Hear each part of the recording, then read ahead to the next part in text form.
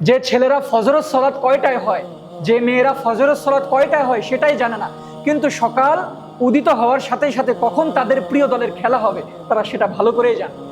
এবং প্রিয় দলের খেলা দেখার জন্য সারাটা রাত তারা সেখানে গিয়েছিল। নবী সাল্লাল্লাহু আলাইহি সাল্লামের সিরাহ জানে না, নবী সাল্লাল্লাহু আলাইহি সাল্লামের নববী আদর্শ জানে না, সাহাবাই কেরামের সিরাহ জানে না, সালফে সালিহিনদের আদর্শ জানে না, শৌর্য বীর্য রাষ্ট্র ক্ষমতা তারা কিভাবে পরিচালনা করেছেন সেটা জানে না। কিন্তু শেষমেশ এসে ইলুমিনাতির যারা সদস্য, ইহুদি দাজ্জালের যারা সদস্য, তাদেরকে তারা আইডল মানে।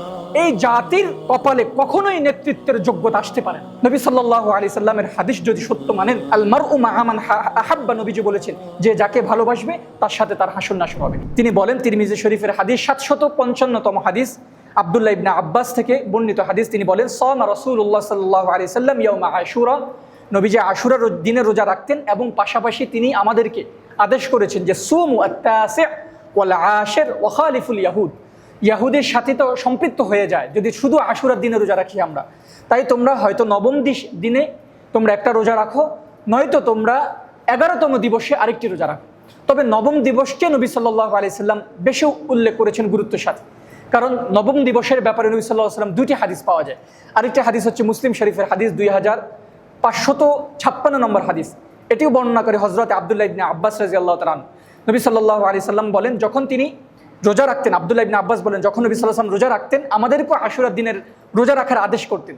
এবং পাশাপাশি আদেশ করার পর আমরা নবীজিকে বললাম যে আল্লাহ রাসূল, আশুরার দিনে তো ইহুদিরাও রোজা রাখে, কেমন যেন তারা এই দিবসকে আলাদাভাবে গুরুত্ব দেয়, তাহলে তো মিলে যায়।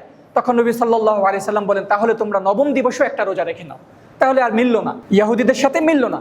দেখেন নবী সাল্লাল্লাহু আলাইহি সাল্লাম সামান্য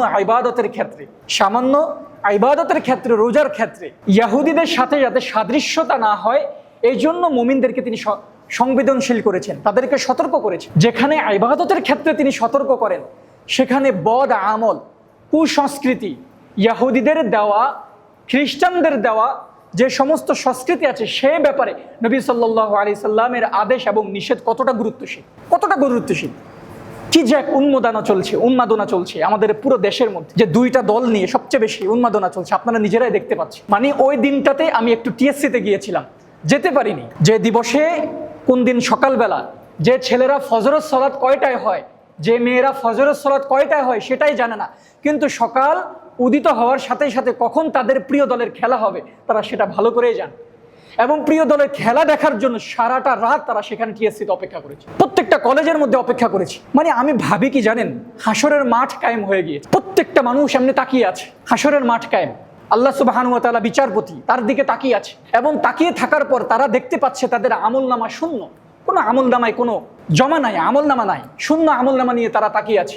এদিক সেদিক বন্ধু তারা যাদেরকে বানিয়েছিল এবং যাদেরকে তারা আদর্শ বানিয়েছিল, জাহান্নাম যাদের জন্য অবধারিত ছিল, কাফেরদের জন্য জাহান্নাম অবধারিত না। যে সমস্ত খেলোয়াড়দেরকে আপনারা প্রাণ দিয়ে মন দিয়ে ভালোবাসেন তাদের মনে জান্নাতে যাবে, তারা কথা বলেন, একজন খেলোয়াড় জান্নাতে যাবে? যাদের জন্য আপনারা জীবন দিয়ে দিচ্ছেন, কাটাকাটি করছেন, কোনো বিদ্যুৎ শর্ট কেটে পড়ে অনেকে মারাও যাচ্ছে, যাদের জন্য জান দিচ্ছেন, আপনি তো শহীদ হচ্ছেন না, তারা তো অন্তত জাহান্নামী, তারা তো জান্নাতি না, এটা তো আপনারা স্বীকৃতি দেন। তো এই মানুষগুলো তো আপনারা এই কিয়ামতের হাসরের মাঠ কায়েম হয়ে গিয়েছে, সেখানে এসে তারা আপনাকে পাশে দিবে না, তাকে আপনারা সঙ্গ দিবে না।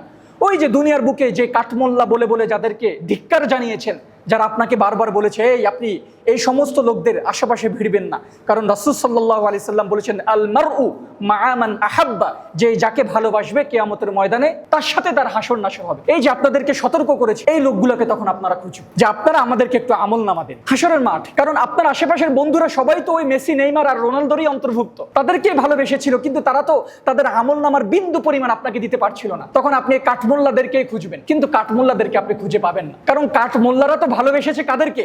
আল্লাহ এবং তার রাসূলকে। তারা তাদের সাথে তাদের হাসর নাসর হবে, আপনাদের হাসর নাসর হবে তো তাদের সাথেই যাদেরকে আপনারা ভালোবেসেছিলেন। আমি ভাবি হাসরের মাঠ যদি কায়েম হয়ে যায় তাহলে কি অবস্থাটা হবে। আল্লাহু আকবার কবীরা। যে জাতি নবী সাল্লাল্লাহু আলাইহি সাল্লামের সিরাহ জানে না, নবী সাল্লাল্লাহু আলাইহি সাল্লামের নববী আদর্শ জানে না, সাহাবাই কেরামের সিরাহ জানে না, সালফে সালিহিনদের আদর্শ জানে না, শৌর্য বীর্য রাষ্ট্র ক্ষমতা তারা কিভাবে পরিচালনা করেছেন সেটা জানে না, কিন্তু শেষমেশ এসে ইলুমিনাতির যারা সদস্য, ইহুদি দাজ্জালের যারা সদস্য, তাদেরকে তারা আইডল মানে।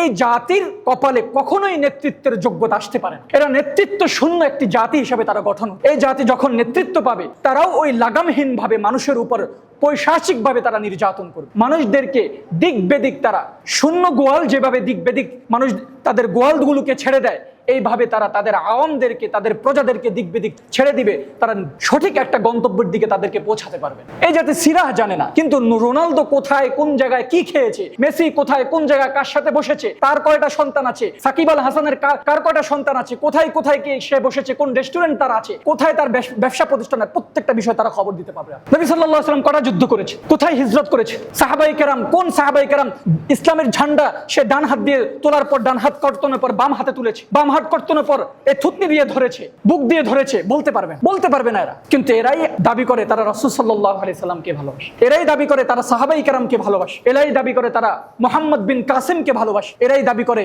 সুলতান গজনবীকে তারা ভালোবাসে, এরাই দাবি করে সুলতান সালাহুদ্দিন আইয়ুবীকে তারা নাকি ভালোবাসে। ভাই গাজ্জার পক্ষে আপনি শুধু একটা পোস্ট দিবেন, কোনো ফায়দা হবে না।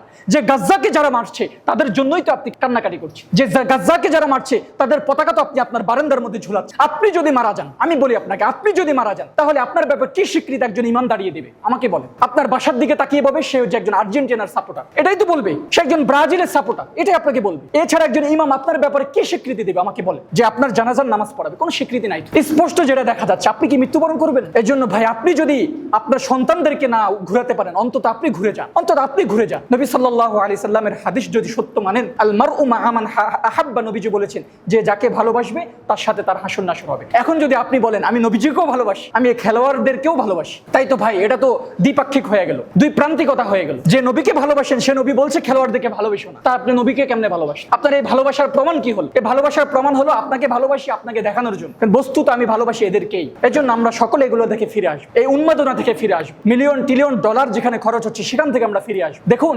বর্তমানে, আগে তো বিভিন্ন ধরনের লুকোচুরি করে তাদের লোগোগুলো, ইলুমিনাতির সিম্বলগুলো, দাজ্জালের সিম্বলগুলো এঁটে দিত, কিন্তু এবারে ব্রাজিলের যে জার্সি আছে ওই জার্সির মধ্যে সরাসরি বালের চিত্র অঙ্কন করা আছে। আপনারা দেখছেন কিনা? কথা বলে না, কেউ দেখছেন? সরাসরি বাল, যে বালের ব্যাপারে কোরআনুল কারীমে বাল শব্দটা বাংলায় বলে বাল, বাল আল হাক্কি, কোরআন একটা আয়াত আছে, আমার একটা মনে আসতেছে না। আল্লাহ সুবহানাহু ওয়া তাআলা বলছেন যারা বালের পূজা করে তাদেরকে তোমরা ছেড়ে দাও, বালের পূজাকে তোমরা কর্তন করো। ওই বাল যে একটা মূর্তি আছে, শয়তান আছে, শয়তানদের গডফাদার, ওই শয়তানদের গডফাদার হচ্ছে এগুলো। এই যারা জার্সিগুলো দেশগুলো খেলাধুলা করছে এরা সবগুলোই শয়তানের পূজা। আপনি যদি সরাসরি একটা ছায়া দিছে, আপনি মনে করেন যারা লোগো বানায়, বিভিন্ন কোম্পানির লোগো আছে, লোগোর মধ্যে তারা কি নিয়ে কাজ করে একটা থিম কিন্তু তারা দিয়ে দেয়, প্রত্যেকটা লোগোর মধ্যে থাকে। বুঝতে পেরেছেন?